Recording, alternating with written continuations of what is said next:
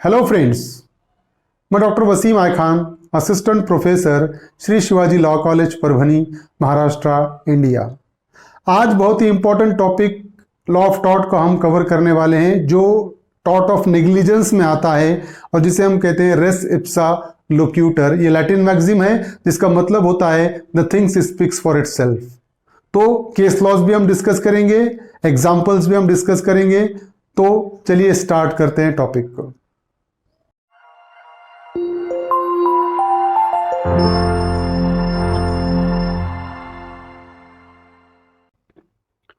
Race इप्सा लोक्यूटर आज के इस लेक्चर में हम डिस्कस करने वाले हैं।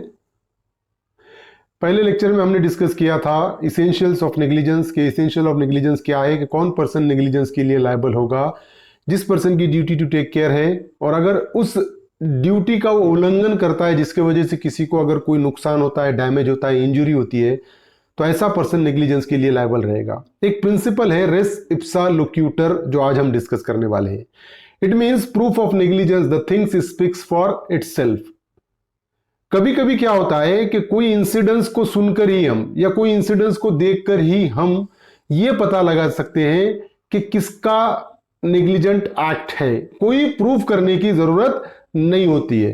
कुछ स्टोरी अगर किसी ने हमको कोई आके बात सुनाता है और कहता है कि ऐसा ऐसा हुआ, जिस स्टोरी से ही वो जो चीज हुई है वही बता देती है कि नेग्लिजेंट एक्ट किसका है। आगे हम केस लॉज के जरिए समझने की इसको कोशिश करेंगे। तो मीनिंग क्या है? The things speaks for itself. चीजें खुद बताती है कि कौन नेग्लिजेंट है। इसी को रेस इप्सा लोक्यूटर कहा जाता है। द प्रिंसिपल ऑफ रेस इप्सा लोक्यूटर shifts burden of proof from plaintiff to defendant.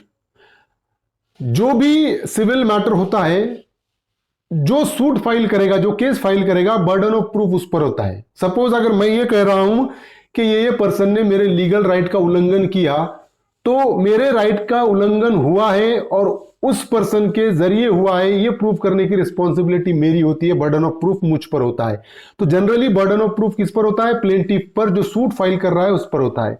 लेकिन रेस इप्सा लोक्यूटर ऐसा है कि जो बर्डन ऑफ प्रूफ को प्लेंटिफ से उठाकर डिफेंडेंट पे शिफ्ट कर देता है। अब बर्डन ऑफ प्रूफ डिफेंडेंट पे होगा, क्योंकि चीजें खुद इशारा कर रही है कि ये डिफेंडेंट का ही नेग्लिजेंट एक्ट है। इसीलिए बर्डन ऑफ प्रूफ किस पर शिफ्ट हो रहा है? डिफेंडेंट पर। According to Lord Shaw, sometimes a things tells its own story. Lord Shaw ये कहता है कभी कभी चीजें खुद अपनी स्टोरी बयां करती है, चीजें खुद बताती है कि कौन नेग्लिजेंट है, और उसी सिचुएशन में रेस इप्सा लोक्यूटर का प्रिंसिपल एप्लीकेबल होगा। The fact and circumstances which the plaintiff has proved established a prima facie case of negligence against the defendant। जो फैक्ट एंड सर्कमस्टांसेस है, फॉर एग्जाम्पल जब प्लेंटिफ आकर कोई चीज बताता है, वो सिर्फ एक स्टोरी बता रहा है कि मेरे साथ ऐसा ऐसा हुआ, और ये स्टोरी को सुनने के बाद ही इंडिकेट होता है कि ये जो एक्ट है ये डिफेंडेंट का नेग्लिजेंट एक्ट है।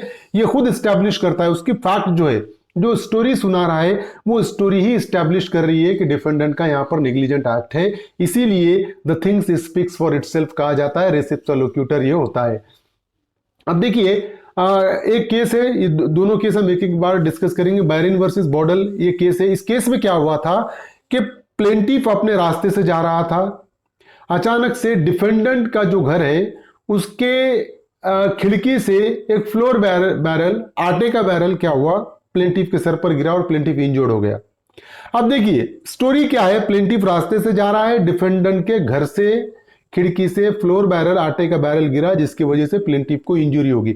अब ये किसका नेग्लिजेंट एक्ट है? डेफिनेटली डिफेंडेंट का घर है, डिफेंडेंट की खिड़की है, उसी में से बैरल गिरा। इसका मतलब नेग्लिजेंट एक्ट किसका है? डिफेंडेंट का है। प्लेंटिफ को स्पेशली प्रूव करने की जरूरत नहीं है कि डिफेंडेंट की ड्यूटी टू टेक केयर थी, उसने केयर नहीं लिया और जिसकी वजह से मुझे इंजरी हुई। सिर्फ वो स्टोरी बताएगा। The things speaks for itself.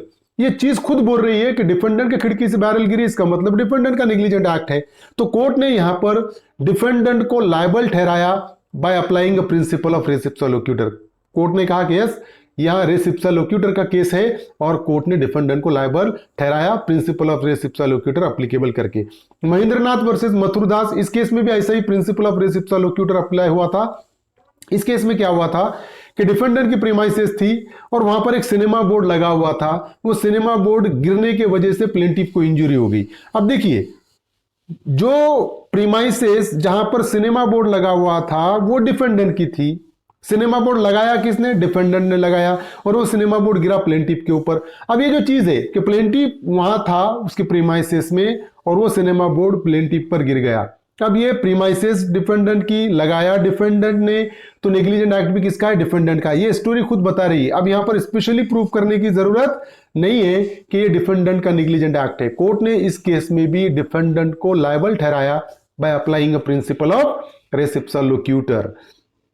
अब देखिए इसेंशियल्स ऑफ रेस इप्सा लोक्यूटर क्या है। अब इसेंशियल है, the thing causing the damage must be under the control of the defendant और his servant. The thing causing the damage must be under the control of the defendant or his servant. जो चीजें हैं वो किसके control में होना जरूरी है? The things causing the damage must be under the control of the defendant or his servant. जो भी चीज डैमेज कॉज कर रही है वो किसके कंट्रोल में होना जरूरी है? डिफेंडेंट के। Exclusive control and management of defendant, it is a first essential of रेस इप्सा लोक्यूटर। अब हम वो बैरन वर्सेस बॉटल का केस देखेंगे। जो आटे की बैरल थी वो किसके कंट्रोल और मैनेजमेंट में थी? डिफेंडेंट का घर था, उसके घर में थी, इसका मतलब डिफेंडेंट के मैनेजमेंट में थी। वो जो सिनेमा बोर्ड वाला केस हमने देखा, वो जो सिनेमा बोर्ड था किसके कंट्रोल, किसके मैनेजमेंट में था? डिफेंडेंट के। तो जब कभी भी प्रिंसिपल ऑफ रेस इप्सा लोक्यूटर को अप्लीकेबल कराना है तो जो चीज जिससे नुकसान हुआ प्लेंटिफ को, वो चीज डिफेंडेंट के कंट्रोल में, डिफेंडेंट के मैनेजमेंट में होना जरूरी है, तभी रेस इप्सा लोक्यूटर का प्रिंसिपल एप्लीकेबल होगा, अदरवाइज नॉट। देखिए सेकंड इसेंशियल रेस इप्सा लोक्यूटर का क्या है? Accident must be such as would not happen without negligence. Accident कैसा होना चाहिए कि अगर नेग्लिजेंस नहीं होता तो एक्सीडेंट नहीं होता। If the fact of the accident itself justify the influence of negligence then all the circumstances may be considered with experience and wisdom. देखिए फैक्ट ऐसा, एक्सीडेंट ऐसा होना चाहिए कि अगर डिफेंडेंट केयर लेता तो एक्सीडेंट होता ही नहीं। जैसा बायरन वर्सेस बॉटल के केस में क्या हुआ कि फ्लोर बैरल खिड़की से गिरा, अगर डिफेंडेंट वो फ्लोर बैरल, आटे का बैरल खिड़की में नहीं रखता तो गिरता नहीं। इसका मतलब क्या हो रहा कि accident must be such as would not happen without negligence, कि नेग्लिजेंस था इसलिए एक्सीडेंट हुआ। अगर वो फ्लोर बैरल कहीं और रखता तो गिरता नहीं और एक्सीडेंट नहीं होता। मथुरदास के केस में सिनेमा बोर्ड अगर अच्छे से टाई करता तो एक्सीडेंट नहीं होता। तो दूसरा इसेंशियल क्या है कि अगर प्रिंसिपल ऑफ रेस इप्सा लोक्यूटर अप्लाई करना है तो एक्सीडेंट ऐसा होना चाहिए कि अगर नेग्लिजेंस नहीं होता तो एक्सीडेंट भी नहीं होता। केस है municipal corporation of Delhi versus Subhagwanti. इस केस में क्या हुआ था कि चांदनी चौक दिल्ली में क्लॉक टावर था और उस क्लॉक टावर की जो नॉर्मल लाइफ थी वो 40 इयर्स थी। क्लॉक टावर की नॉर्मल लाइफ 40 इयर्स थी। बट हुआ ऐसा कि 40 इयर्स खत्म होने के बाद भी अब वो किसके कंट्रोल में था? म्युनिसिपैलिटी के कंट्रोल में था। 40 इयर्स के बाद भी म्युनिसिपैलिटी ने उसको, क्लॉक टावर को डिमोलिश नहीं किया, डिसमेंटल नहीं किया। अब कॉन्सिक्वेंटली हुआ क्या, इसका नतीजा क्या हुआ कि वो क्लॉक टावर गिर गया, कोलैप्स हुआ, जिसकी वजह से बहुत सारे लोगों की जाने गई, बहुत सारे लोग इंजोर्ड हो गए। अब यहां पर सिचुएशन वही है कि ये केस रेस इप्सा लोक्यूटर का है क्या?